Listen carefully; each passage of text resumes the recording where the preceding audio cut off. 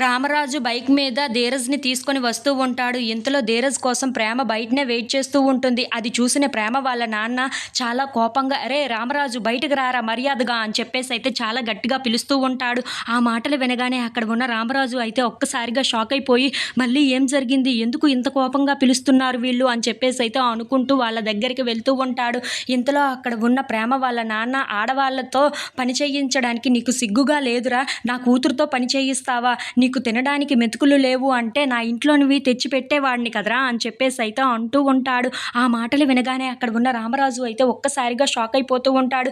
అదేంటి ప్రేమ కాలేజీకి వెళ్తుంది చదువుకోవడానికి, పని చేయడానికి వెళ్ళటం లేదు బయటికి అని చెప్పేసి అయితే అంటూ ఉంటాడు.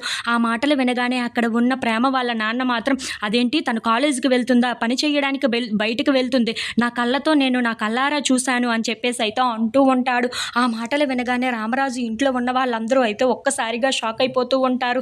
ఇంతలో అక్కడ ఉన్న రామరాజు ప్రేమ దగ్గరికి వెళ్ళి, ఏంటమ్మా నువ్వు బయటికి పని చేయడానికి వెళ్తున్నావా, పిల్లలకి నాట్యం నేర్పించడానికి బయటకు వెళ్తున్నావా చెప్పు అని చెప్పేసి అయితే గట్టిగా అడుగుతూ ఉంటాడు. ఆ మాటలు వినగానే అక్కడ ఉన్న ప్రేమ అయితే ఏం చెప్పాలో తెలియక అలా మౌనంగా చూస్తూ ఉండిపోతుంది. ఇంతలో అక్కడ ఉన్న రామరాజు మాత్రం, నిన్నే కదా అడుగుతున్నాం, ఎందుకు ఎంత మౌనంగా ఉన్నావు, నువ్వు బయటికి వెళ్ళి పని చేస్తున్నావా అని చెప్పేసి అయితే అంటూ ఉంటాడు. ఆ మాటలు విని అక్కడ ఉన్న ప్రేమ అయితే, అవును నేను పిల్లలకి నాట్యం నేర్పించడానికి బయటకు వెళ్తున్నాను అని చెప్పేసి అయితే అంటూ ఉంటుంది. ఆ మాటలు విని ఇంట్లో ఉన్న వాళ్ళందరూ అయితే ఒక్కసారిగా షాక్ అయిపోయి ప్రేమ వైపు అలా చూస్తూ ఉండిపోతారు. ఇంతలో అక్కడ ఉన్న ప్రేమ వాళ్ళ నాన్న మాత్రం, నా కూతురుతోనే ఇలా పని చేయిస్తావా, నీకు ఎంత సిగ్గులేదురా, ఆడదాయి తెచ్చిపెట్టే డబ్బులతో తినడానికి అని చెప్పేసి అయితే అంటూ అక్కడ ఉన్న రామరాజు పైకి ఎగురుతూ తననైతే చాలా గట్టిగా కొడుతూ ఉంటాడు. అది చూసి ఇంట్లో ఉన్న వాళ్ళందరూ అయితే చాలా కంగారు పడిపోతూ ఉంటారు. ఇంతలో అక్కడ ఉన్న వాళ్ళందరూ అయితే విడిపించడానికి చాలా ట్రై చేస్తూ ఉంటాడు.